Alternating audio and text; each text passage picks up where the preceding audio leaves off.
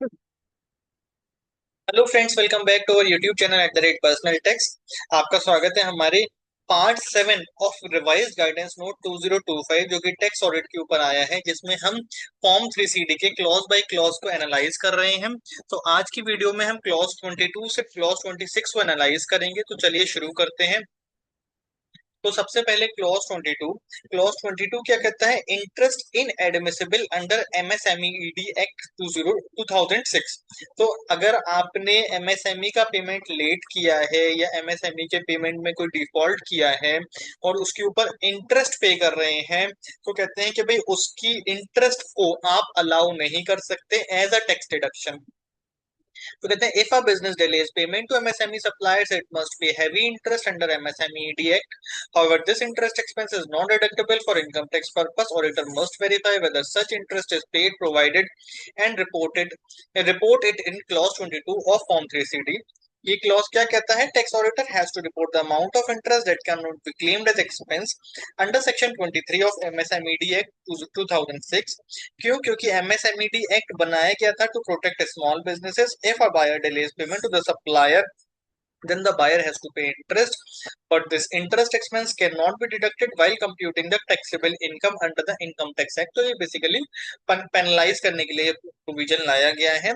Section 15 of MSMED act कहता है payment must be made to the MSME supplier on और before the agreed date in writing or within 45 days from acceptance of goods or services.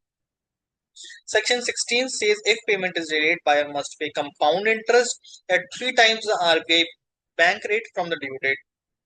तो क्या disclosures चाहिए financial statement में? तो कहते हैं अगर बायर के अकाउंट्स ऑडिटेड हैं तो he must show separately principal and interest due but not paid at year end, interest paid along with payments made after the due date, interest due for late payment even if paid without MSMED interest, interest accrued but unpaid at year end, further interest is still payable in future years until the amount is fully paid. तो tax auditor का क्या role है? उसको clause 22 में report करना है, MSMED act के बारे में पूछना है। Ask if the assessee has MSME suppliers and get a list, verify books whether any MSMED interest has or was recorded or paid, check disclosures made in financial statement. If interest is debited to P&L account, report it in clause 22. If no interest is recorded, paid, report nil, but also consider if accounts shows a true and fair view. कुछ important point है। No interest is booked और paid, no disallowance. Now when interest is actually paid and claimed in future, it will be disallowed in that year only. In the mercantile system, not providing for interest may affect true and fair view. Auditor may give a qualification in the report. Clause 23 क्या कहता है? Payment made to persons covered under section 48 2B। तो कौन है वो लोग? कहते हैं section 48 2B says that if the assessee makes payment to certain related persons, you can check whether the payment is reasonable। यानी कि जाहिर सी बात है, अगर आप कोई भी पेमेंट अपनी फैमिली को करोगे तो उस पेमेंट में डाउट हो सकता है कि वो पेमेंट ज्यादा या कम हो सकता है। क्यों? क्योंकि भाई फैमिली से आप उस पैसे को वापस भी ले सकते हैं या फैमिली को आप किसी और इंटेंशन से भी पेमेंट कर सकते हैं। तो उसी चीज के बारे में यहाँ पर डिसअलाउंस है सेक्शन क्लॉज 23 में। तो रिलेटेड पर्सन कौन है? If assessee is an individual, any of his or her relatives as per income tax act. If assessee is a company, firm, AOP, HUF, any director, partner, member और उसके relatives, any person having substantial interest यानी कि 20% या उससे ज्यादा की voting power है in the business of the assessee, या assessee की किसी और में substantial interest है, any concern in which such related person also have a substantial interest। तो दो रिलेटेड कंसर्न्स जिनमें एक ही बंदा होल्ड कर रहा है सब्सटैंशियल इंटरेस्ट। तो सब्सटैंशियल इंटरेस्ट का मतलब क्या है? अगर कंपनी है तो एटलीस्ट 20% के वोटिंग शेयर राइट्स, अगर अदर कोई और बिजनेस है तो 20% का प्रॉफिट शेयरिंग रेशियो। तो कहते हैं ऑडिटर को इसमें क्या करना है? Get a full list of related specified person from the SSC, cross check the list with available records, collect details of payments made to them, scrutinise accounts to trace such payments. और क्या note करना है, contract और agreement with specified person should be reviewed, check purchase expense ledger for credit transactions, for cash payment check expenses account. In large companies with huge transactions, auditor may rely on information given by the assessee and disclose this reliance in the report. Also, while checking, the auditor can use the details of related party transactions from financial statements, but must remember the definition as per Ind AS and AS and Section 40A2B are not the same. Information the auditor should maintain for reporting, क्या maintain करनी है specified person के लिए, name of related person, PAN, Aadhaar, relation, date of transaction, nature of transaction, amount paid.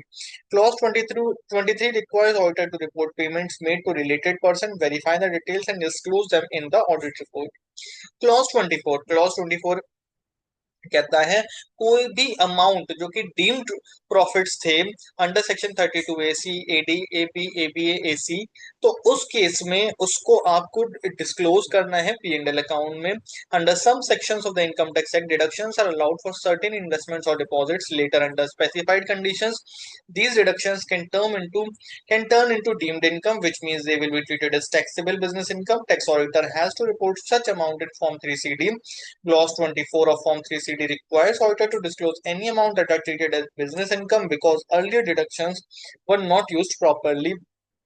तो ये कुछ ऐसे businesses हैं जहां पर आप जितना इन्वेस्टमेंट करते हैं उसका सेम ईयर में डिडक्शन मिल जाता है, लेकिन अगर आपने उसकी कंडीशंस को फुलफिल नहीं किया तो उसके बाद वो डिडक्शन रिवर्स होकर आपकी इनकम में भी आ जाता है।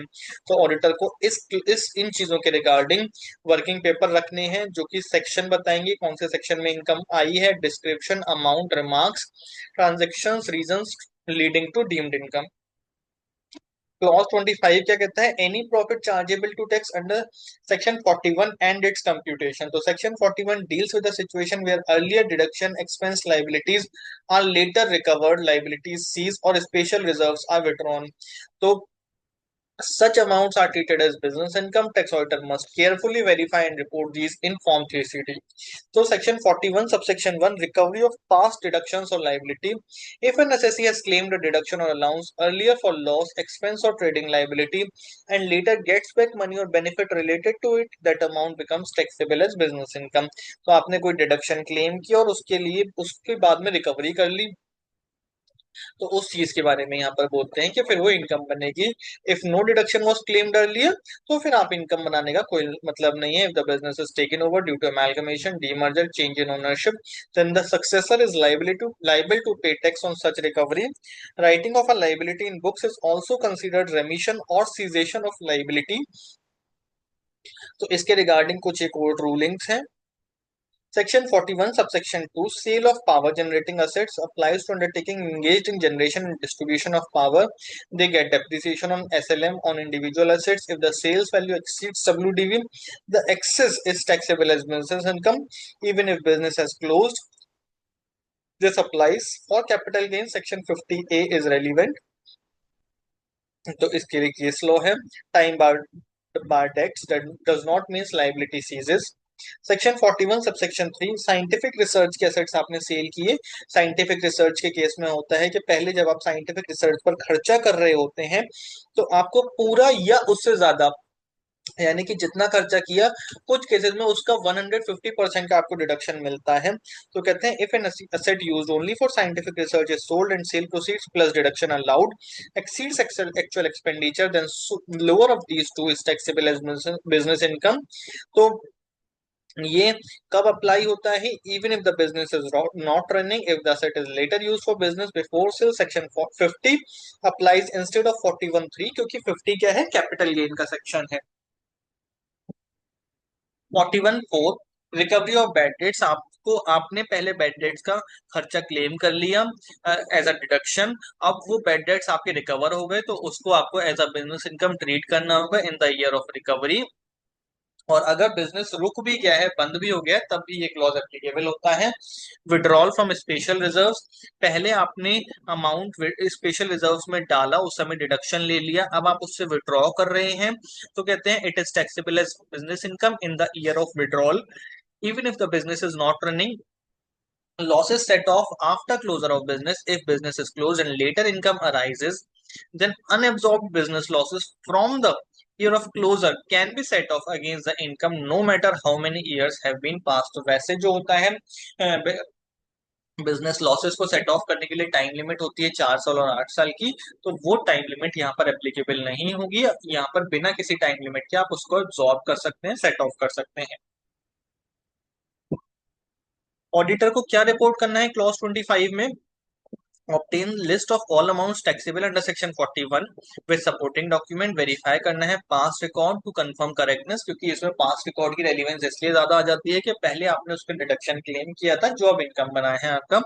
Report profit chargeable under this section whether or not credited to P&L account if already taxed in previous year, do not tax again if amounts are not routed through P&L। Mention this in observation paragraph of audit report. यानी कि पहले आपने P&L के through root नहीं किया, यानी कि आपने रिजर्व से सरप्लस के थ्रू रूट किया था, उसमें से राइट ऑफ किया था या उसमें से डिडक्शन लिया था।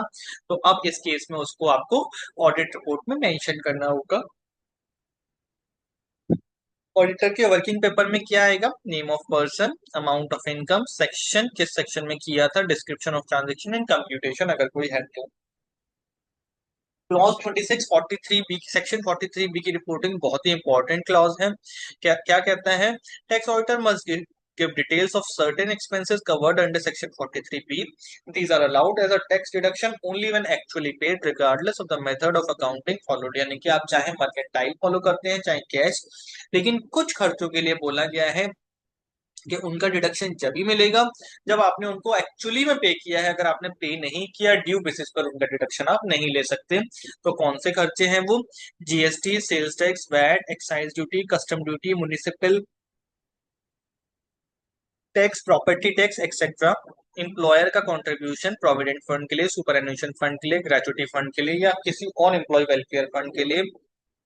बोनस और commission payable to employees, interest on loan borrowing from public financial institution, state financial corporation, state industrial investment corporation, interest on loans advances from scheduled और cooperative bank, leave encashment sum payable by employer for leave encashment of employees, payment to Indian railways. ये अभी नया amendment आया था कि भाई अगर आपने रेलवे के असेट्स को यूज करने के लिए कोई पेमेंट किया है इंडियन रेलवेज को, तो उसका डिडक्शन जब भी मिलेगा जब आप उसको एक्चुअली में पे कर देते हैं। From assessment year 24-25 onwards also include certain NBFC loans and delayed payment to MSMEs. यानी कि उनका डिडक्शन भी ड्यू बेसिस पर नहीं मिलेगा, एक्चुअल पेमेंट बेसिस पर ही मिलेगा। की रूल्स क्या है सेक्शन 43 बी में? Deduction allowed only on actual payment, it the liability store in books, it will be allowed only when paid. Due date कब तक की मानी गई है? रिटर्न फाइलिंग की ड्यू डेट तक। यानी कि सेक्शन 139 सब सेक्शन 1 में जो ड्यू डेट है रिटर्न फाइलिंग की, उस डेट तक आपको इसको पे कर देना है। प्री एग्जिस्टिंग लाइबिलिटी है, अगर पिछले सालों से रिलेट करती है लाइबिलिटी, तो जिस साल में आप उसका पेमेंट करेंगे उस साल में आपको इसका डिडक्शन मिलेगा। कैश बेसिस की अकाउंटिंग इसमें आ जाती है एक तरीके से। If books are kept on cash basis these expenses are automatically allowed since they are recorded only on payment basis. Special cases of court rulings and deferred sales tax treated as paid if converted to a loan under government scheme. Bank guarantee is not an actual payment. Royalty is treated as tax. Advance deposit of duty, excise, and PLA are also allowed. Excise custom duty paid during the year is deductible fully even if part is in closing stock. Employee contribution as per Finance Act 2021, अगर employees का contribution deposit करते हैं late, they are permanently disallowed even if paid before the return filing due date। तो due date के बाद file करते हैं, payment करते हैं, तो उसका डिडक्शन नहीं मिलेगा। Interest conversion, if the interest is converted into a loan it is not treated as payment, deduction is allowed only when interest is actually paid. Leave encashment must be paid before the due date of filing return, otherwise disallowed. Practical reporting क्या है? Form 3CD में auditor should provide details of each liability under section 43B, whether it was paid during the year, paid after year end, but before filing the return, before the due date of filing return is still unpaid. Even if the expense is not debited in P&L account, GST shown directly in the balance sheet, reporting is still required. Auditor की क्या responsibility है? Auditor has to show difference clearly. Liabilities that already existed on 1st of April, liabilities incurred during the year, he must verify payment not only from books of current year but also from next year's records to check if payment was made later but before the due date of return filing. Section 43B ensures that certain statutory dues and employees related payments are allowed as expense only when actually paid. Auditor must report clearly whether such liabilities were paid on time, paid later, or still unpaid. Thank you very much. ये हमारी एक छोटी सी video थी जिसमें हमने clause 22 से clause 26 form 3CD के discuss किए। आप हमारे चैनल @पर्सनल टैक्स को सब्सक्राइब कर सकते हैं, और अगर आपको हमारी वीडियोस अच्छी लगती हैं तो आप अपने फ्रेंड्स, फैमिली, अपने कोलीग्स के साथ हमारी वीडियोस को शेयर कर सकते हैं। Thank you very much.